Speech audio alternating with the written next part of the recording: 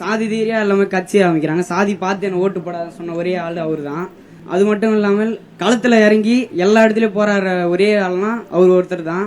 விவசாயம் அழிக்காம அடுத்த தலைமுறை கொண்டு போய் சேகணுன்றது ஒரு ஒரு இதுவாக கொள்கையாகவே வச்சிருக்காரு. பணமுறை எவ்வளவு முக்கியன்றது அவரை பார்த்து தான் எனக்கே தெரிய ஆரம்பிச்சது. இந்த பையன் பேசுறத கேட்டிருப்பீங்க. அதாவது பேசி முடிச்சதுக்கு அப்புறம் அந்த நெறியாளரே சொல்லுவாரு, குட்டி சீமானாவே ஒருத்தர் வந்து இங்க மாறி இருக்காருப்பா அப்படிங்கிற மாதிரி. உண்மையாவே வந்து பாத்தீங்கன்னா சீமானோட கருத்தை முழுமையா ஒரு இளைஞர் ஒருத்தர் வந்து உள்வாங்கியிருக்காருன்னு நினைக்கும் போது ரொம்ப சந்தோஷமா இருக்கு. தேர்தல் பயணம் அப்படிங்கிற ஒரு நிகழ்ச்சி நியூஸ் தமிழ் தொலைக்காட்சி வந்து பார்த்தீங்கன்னா அனைத்து ஊர்களுக்குமே பண்ணுறாங்க. அந்த மாதிரி வந்து திருவள்ளூர் மாவட்டத்தில் உள்ள பொன்னேரியில் உள்ள ஒரு கல்லூரியில் தான் இந்த நிகழ்ச்சியை நடத்தியிருக்காங்க. இன்றைக்கு மக்கள் மத்திய ஒரு பார்வை இருக்கு இல்லையா, இந்த சின்ன பசங்க, படிக்கிற பசங்க, ஸ்கூல் பசங்கள்லேருந்து காலேஜ் பசங்க எல்லாருமே வந்து பார்த்தீங்கன்னா விஜய் பின்னாடி போகிறாங்க. அவர்களுக்கெல்லாம் வந்து அரசியல் புரிதல் வந்து சரியா இல்லைங்கிற ஒரு குற்றச்சாட்டு ஒரு கட்சி இல்லை எல்லா கட்சியுமே வைக்கிறாங்க. அப்படி இல்லை, இளைஞர்கள்லையுமே வந்து பார்த்தீங்கன்னா பல பேர் வந்து தெளிவான ஒரு அரசியல் புரிதலோடு இருக்கிறாங்க. பிற கட்சிகளையும் ஆதரிக்கக்கூடிய நபர்களாக இருக்கிறாங்க. அதுலேயும் குறிப்பாக நாம் தமிழர் கட்சி பின்னாடியும் ஒரு இளைஞர் பட்டாளம் இருக்கு அப்படிங்கிறதுக்கான ஒரு சிறு உதாரணம் தான் இந்த இளைஞர் வந்து பேசின பேச்சு. இவருக்கு அப்புறமா பல பேர் அதில் பேசினாங்க. சில பெண்கள் கூட வந்து பேசினாங்க, ஏன் வந்து சீமான் அவர்கள் நாங்கள் ஆதரிக்கிறோம், அவர் ஏன் வந்து விவசாயத்துக்கு முக்கியத்துவம் கொடுக்குறாரு அப்படிங்கிற மாதிரி அவரோட பேச்சை வந்து முழுமையாக உள்வாங்கிட்டு பல கருத்துக்கள் வந்து பதிவு பண்ணாங்க. இப்போ இந்த சமயத்தில் நாம சில விஷயங்களை வந்து நாம் தமிழர் கட்சி குறித்து பேசணும். அதாவது ஒவ்வொருத்தருமே இன்னைக்கு வந்து நாம் தமிழர் கட்சி ஆதரிக்கக்கூடிய பலருமே வந்து பார்த்தீங்கன்னா சீமான் அவர்கள் வந்து ஒரு சினிமா இயக்குனராக இருந்து அவரோட முகம் அறியப்பட்டு திருப்பி அரசியலுக்கு வரும்போது அவர் பின்னாடி வந்தவங்க கிடையாது. இப்போ இன்னைக்கும் பல பேர் சொல்லுவாங்க இல்லையா, சீமான் மட்டும் என்ன சினிமாலேருந்து வரலையா, அவரும் வந்து ஒரு இயக்குனர் தானே, ஒரு படத்தோட டேரக்டராக தானே உள்ளே வந்திருக்காரு, இப்போ அவரும் சினிமா பின்புலம் உள்ளவர் தானேன்ற மாதிரியான ஒரு நமத்து போன ஒரு குற்றச்சாட்டு எடுத்துகிட்டு கொண்டு வருவாங்க இல்லையா. அந்த மாதிரிலாம் இல்லை. சீமானோட ஏதாச்சும் ஒரு சின்ன வீடியோ பார்த்துருப்பாங்க, அது ஒரு ட்ரோல் வீடியோவாக கூட இருக்கலாம். சீமான கலாய்ச்சி ஒரு வீடியோ வந்து ஒருத்தங்க பதிவேற்றம் பண்ணியிருப்பாங்க, அதை நம்ம பார்க்க நேர்ந்திருக்கும். அதற்கு அப்புறமா போயிட்டு இன்னொரு நாள் அந்த ஃபுல் வீடியோவை கேட்கறதுக்கான வாய்ப்பு ஏற்பட்டிருக்கும். அப்போ நம்ம அந்த முழு வீடியோ பார்க்கும்போது தான் தெரியும் இங்கே எல்லாமே தப்பாக இருக்கு. இவங்க வந்து கலாய்க்கிற அளவுக்கோ, இவங்க வந்து சீமான் மேலே இவ்வளோ வெறுப்பை கொட்டுற அளவுக்கோ அவங்க எதுவுமே இல்லையே, நல்ல நல்ல விஷயங்கள் பேசுகிறாருன்னு சொல்லி தான் பல நபர்கள் வந்து சீமானை பின்பற்றிருப்பாங்க. இந்த நிகழ்ச்சியில் பேசின ஒரு மாணவர் கூட சொல்லியிருப்பாங்க, நீங்கள் சீமானோட பேச்சுக்களை முழுசாக பார்க்கல, நீங்கள் ஒரு தடவை முழுசாக கேட்டிங்கன்னா கண்டிப்பா உங்களுக்கு அவரோட அரசியல் புரியும் அப்படிங்கறத. அவரை பத்தி முழுசா தெரியாதவங்க பண்றாங்க. கொஞ்சம் அவர் பேசுறது ஒரு நிமிஷம் பார்த்தாங்க அப்படின்னா அவர் பேசுறதை கண்டினியூ பண்ண ஆரம்பிச்சா அவரே ஃபாலோ பண்ண ஆரம்பிச்சிருவாங்க. அவர் தெரியாம இருக்கிற ஒரே காரணத்துக்காக தான் எல்லாரும் விமர்சிக்கிறாங்க, வேற ஒன்றும் இல்லை. நல்லா தம்பியே ஒரு குட்டி சீமானா இருப்பாருன்னு நினைக்கிறேன்.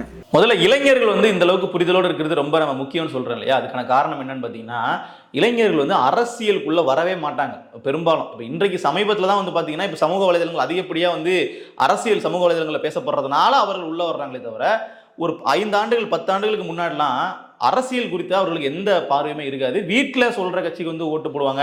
இல்லை இப்போ 2019 கமல்ஹாசன் வந்தார் இல்லையா, அப்போ கமல் வர்றாரா, கமல் வந்து எவ்வளோ பெரிய லெஜண்ட் ஆக்டர் அவர், அப்போ அவருக்கு நம்ம ஓட்டு போட்டுருவோம் அப்படின்னு பல பேர் போடுவாங்களே தவிர, ஒரு பகுப்பாய்வு செஞ்சு அரசியல்லாம் என்ன அப்படின்னு அறிஞ்சு அவர்கள் வந்து வாக்கு செலுத்த மாட்டாங்க. இன்னும் பல பேருக்கு வந்து உங்க தொகுதியினுடைய சட்டமன்ற உறுப்பினர் யாருன்னு கேட்டால் சொல்ல தெரியாது, அவங்க வார்டினுடைய கவுன்சிலர் கேட்டால் சொல்ல தெரியாது, பிரசிடண்ட் கேட்டால் தெரியாது. இப்படிதான் வந்து அவர்கள் வந்து இருப்பாங்க.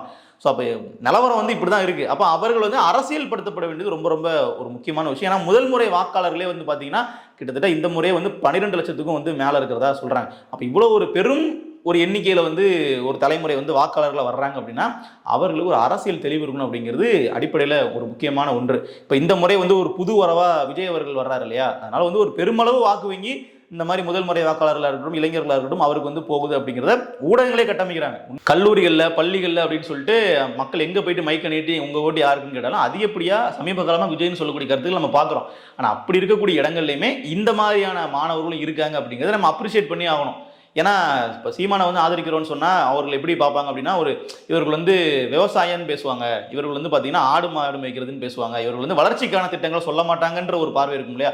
அது எல்லாமே ஒரு அடிப்படையே இல்லாத குற்றச்சாட்டுகள் தான். இருந்தாலும் அப்படியான ஒரு பார்வை வந்து கட்டமைக்கப்படும். ஸோ அது இல்லை, நீங்கள் முழுசாக கேளுங்க, நீங்கள் என்ன பேசுகிறாங்கிறத சொல்ல வராருங்கிறத உட்காந்து ஒரு மணி நேரம் கேட்டு பாருங்க, அப்புறம் உங்களுக்கு புரிய வரும் அப்படிங்கிற அந்த ஒரு கருத்தை இந்த மாணவர்கள் சொல்லி கேட்கும்போது நமக்கு ரொம்ப மகிழ்ச்சியா இருந்துச்சு. சீமானாலே மக்கள் தான், அவர் பாலிடிக்ஸுக்கு வந்ததே மக்கள்னால தான். மக்கள் வந்து நல்லா இருக்கணும் அப்படிங்கிறதுக்காக தான் அவர் ஃபர்ஸ்ட் பாலிடிக்ஸ்க்கே வந்தார். அவரை தள்ளி விட்டுட்டு நம்ம இஷ்டப்படி யாரை வேணாலும் கொண்டு வந்து வச்சிட முடியாதுல்ல அந்த இடத்துல. ஸோ அடுத்ததா இந்த மாநாடு நாம் தமிழர் கட்சி நடத்திய திருச்சி மாநாட்டிற்கு பின்னாடி ஒரு மிகப்பெரிய அளவில் மாற்றம் வந்து வந்திருக்கும் அப்படிங்கிறத நாம கடந்த காணொலிகளே பதிவு பண்ணியிருந்தோம். ஸோ அதற்கு ஒரு சின்ன உதாரணமா பல்லாவரம் சட்டமன்ற தொகுதிக்கு உட்பட்ட பகுதியில் நாம் தமிழர் கட்சியினுடைய வேட்பாளர் கார்த்திகேயன் அவர்கள் வந்து பார்த்தீங்கன்னா ஒரு கலந்தாய்வு கூட்டம் நடத்துறாரு. அப்போ வெளியே வந்து ஒரு கொடி இருக்கும் இல்லையா, இந்த மாதிரி கலந்தை கூட நடத்துனாங்கன்னா நாம் தமிழர் கட்சியினுடைய கொடி பதாகை இருக்கும். அதை பார்த்துட்டு சாலையில் போன ஒரு நபர் வந்து வாகனத்துலேருந்து கீழே இறங்கி அந்த கூட்டத்துக்குள்ளே வந்து, நீங்கள் சிறப்பான முறையில் அரசியல் பண்ணுறீங்க, நீங்கள் நல்லா வரணும், நீங்கள் நல்லா ஜெயிக்கணும், நான் ஒரு பிராமணர், ஆனால் சீமானவர்கள் எப்போது எங்களையும் உள்ளடக்கி தமிழர் என்ற அடையாளத்துக்குள்ள கொண்டு வந்தாரோ அன்றிலிருந்து நான் வந்து நாம் தமிழர் கட்சியை ஆதரிக்கிறேன் அப்படின்னு சொல்லி ஒரு நிகழ்ச்சியோட பேசியிருப்பாரு. என்னோட பையன் சாட்டையினுடைய ஃபேன் அப்படின்னு சொல்லி அங்கே அறிமுகப்படுத்தியிருப்பாரு.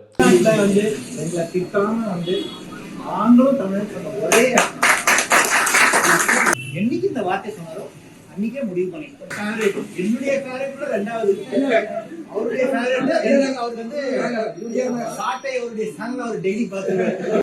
ஸோ களத்தில் நாம் தமிழர் கட்சியினுடைய ரிஃப்ளெக்ஷன் என்னவா இருக்குது அப்படிங்கிறத உணர்த்துறதுக்காக இந்த வீடியோ நம்ம காட்டினேன். இதில் இன்னொரு விஷயம் என்ன அப்படின்னா, சாட்டை அவர்களுடைய வீடியோ வந்து நெகட்டிவான இம்பாக்டில் வந்து போகுது அப்படிங்கிற ஒரு பார்வை இருக்கு இல்லையா, அதுக்கும் மறுப்பு தெரிவிக்கிறவர்கள் தான் இதை நம்ம காட்ட வேண்டியதாக இருக்குது. சின்ன பசங்க முதற்கொண்டு பெரிய பசங்க வரைக்கும் நிறைய பேர் வந்து சாட்டையினுடைய வீடியோ ரசித்து பார்க்குறாங்க. அவர்களுக்கு வந்து ஒரு அரசியல் புரிதலும் ஏற்படுது, அது அதிகப்படியான மக்களையே சென்று சேருது. இப்போ யாருக்கு எரியுது அப்படின்னு நம்ம கேட்டோம்னா, விஜயினுடைய அனுதாபிகளுக்கு மட்டும்தான் எரியுது. நீங்கள் எங்கே பேட்டி கொடுக்குறத பார்த்தாலும் ஒரே விஷயத்த சொல்லுவாங்க. அதாவது நீங்கள் விஜயை திட்டினீங்கன்னா உங்களுக்கு வந்து ஓட்டு குறைஞ்சிரும், நீங்கள் வந்து விஜய் விமர்சனம் பண்ணீங்கன்னா உங்களுக்கு ஓட்டு குறைஞ்சிரும், சாட்டை வந்து ஏன் இந்த வேலையை பார்க்குறாரு அப்படின்னு பல்வேறு கருத்துக்களை பலவிதமாக சொல்லுவாங்க. சொல்கிற ஒன்லைன் அப்படிங்கிறது விஜயை திட்டாதீங்கன்றது தான் இருக்கும், ஆனால் அது வேற வேற ஆங்கிளில் சொல்லுவாங்க. சரி, இவங்க எல்லாருக்கும் எது பொதுவாக இருக்குன்னு நம்ம பார்த்தோம் அப்படின்னா எல்லாருமே விஜய் ஃபேனாக இருப்பாங்க. நீங்கள் வேணா செக் பண்ணி பாருங்க, அப்படி பேசுகிற எல்லாருக்குமே உங்கள் ஓட்டு யாருக்குன்னு கேளுங்க, விசில் சின்னத்துக்குமாங்க, இல்லை பையிலையோ பாக்கெட்லேயோ ஒரு விசில் வச்சிருப்பாங்க. அப்படிப்பட்ட நபர்கள் தான் வந்து சாட்டை மேலே இவ்வளோ ஒரு வன்மத்தோடு சுற்றிட்டு இருப்பாங்களே தவிர அதுக்கான வாய்ப்பே இல்லை. ஸோ சாட்டை கூட ஒரு வீடியோ கொடுத்து விளக்கம் கொடுத்து போட்டிருப்பாரு, நான் ஏன் வந்து விஜய் விமர்சனம் பண்ண வேண்டிய தேவை இருக்குது அப்படின்னு சொல்லியிருப்பாரு. ஒருவேளை விஜய் திட்டாமல் விட்டாலும் கூட விஜயோட ஃபேன்ஸ் வந்து நாம் தமிழர் கட்சிக்கோ விவசாய சின்னத்திற்கோ வாக்களிக்க போகிறது கிடையாது. அப்போ விஜயை வந்து நம்ம எக்ஸ்போஸ் பண்ண வேண்டிய தேவை இருக்குது. அதன் மூலமாக பெரிய அளவு மக்கள்கிட்ட போய் ரீச் தான் ஆகிறாங்களே தவிர நாம் தமிழர் கட்சியின் மீது ஒரு வெறுப்போ வன்மமோ யாருக்குமே உருவாகலை. அதுதான் வந்து கலை யதார்த்தம். அதற்கு வந்து இந்த சிறுவன் வந்து பேசின விஷயங்கள் கூட ஒரு சாட்சியாக வந்து அமையுது. அடுத்த கட்டமாக ஒவ்வொரு கட்சியுமே வந்து தேர்தல் வாக்குறுதிகளை அப்படியே இப்போ அள்ளி கொடுத்துட்டு இருக்காங்க இல்லையா, நாங்கள் வந்தால் உங்களுக்கு என்ன கொடுப்போம் என்ன பண்ணுவோம் அப்படிங்கிற மாதிரி.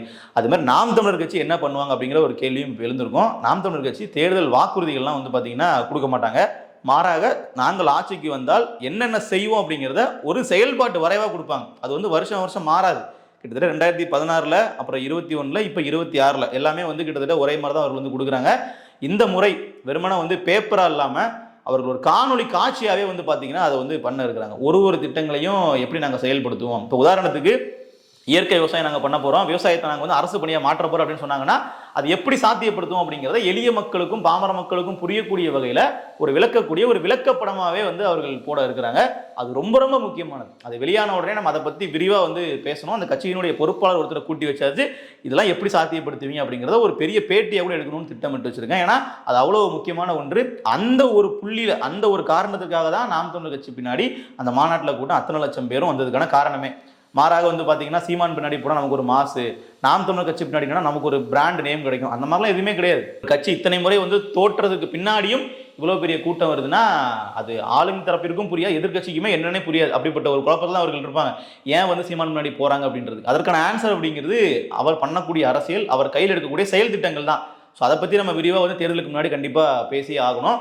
அந்த செயல் திட்டத்தை எந்த கட்சி பார்த்து காப்பி அடித்தாலும் சரி, நாங்கள் வந்தால் இதை பண்ணுவோம்னு சொல்லி வாக்குறுதி கொடுத்தாலும் சரி, நாம் அதை ஆதரிக்க தான் செய்யணும். இப்போ நீங்கள் இன்றைக்கே வந்து பார்த்தீங்கன்னா சுற்றுச்சூழல் பாசறை அப்படிங்கிற ஒன்றை நாம் தமிழர் கட்சியை பார்த்து தான் திமுகவே வந்து பார்த்தீங்கன்னா தொடங்குறாங்க. அதில் நிறைய கான்க்ளேவ்லாம் பண்ணுறாங்க, சதுப்பு நிலங்கள் நாங்கள் வந்து பாதுகாக்க போகிறோம் அப்படின்னு சொல்லி நிறைய முன்னெடுப்புலாம் எடுக்கிறாங்க. அது பாராட்டத்தக்கது தான். நீங்கள் நாம் தமிழர் கட்சியை பார்த்து இந்த மாதிரி விஷயங்கள் அவர்கள் ஒரு முன்னெடுப்பாக எடுத்தாங்கன்னா கண்டிப்பாக நம்ம அதை வரவேற்கிறோம், அதை நம்ம பாராட்டணும், அதில் தவறே இல்லை. ஸோ அது மாதிரி வந்து வேற எந்த கட்சியுமே முன்னெடுக்காத பல திட்டங்களை வந்து சீமான் அவர்கள் முன்னெடுக்கிறார் அப்படிங்கிறது ரொம்ப முக்கியமானது. அது இளைய தலைமுறைகள் கிட்டையுமே வந்து பார்த்தீங்கன்னா போய் சேருது. சமூக வலைதளங்கள் மூலமாக அவர்களும் போய் பார்க்குறாங்க, அவர்களும் வந்து இந்த அரசியல் வந்து இழுக்கப்படுறாங்க அப்படிங்கிறது ரொம்ப ரொம்ப இன்றைய காலகட்டத்துக்கு தேவையான ஒன்று. அதே மாதிரி இப்போ நாம் தமிழர் கட்சி பின்னாடி இளைஞர்கள்லாம் போகிறாங்க இல்லையா, இவர்களெல்லாம் வந்து ஒரு தலைவராக எப்படி ஒரு வழி நடத்துவார் அப்படிங்கிற ஒரு கேள்வி ஒன்று இருக்கும்.